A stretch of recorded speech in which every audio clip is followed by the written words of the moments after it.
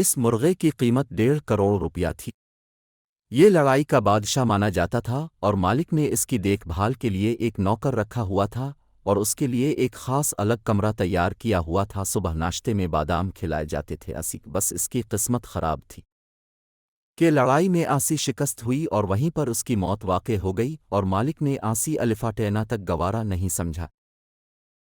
اس سے یہ سبق ملتا ہے کہ انسان کی زندگی بھی بالکل اس مرغے کی مانند ہے، وہ جب عروج پر ہوتا ہے تو اس کے دوست، رشتہ دار، عزیز و اقارب اس کی واہ کرتے رہتے ہیں، اور اگر اس کا عروج ختم ہو جائے تو کوئی بھی اس کے نزدیک نہیں آتا۔ تو خیال کریں، عروج مسلسل نہیں رہتا، عروج میں رہ کر زوال کے اسباب پیدا نہ کرے۔ عروج اور زوال زندگی کا حصہ ہے، اور ہمیشہ اللہ کی ذات کے شاکر گزار رہیں، جس نے نہ آپ کو کبھی عروج میں تنہا چھوڑا نہ ہی زوال میں۔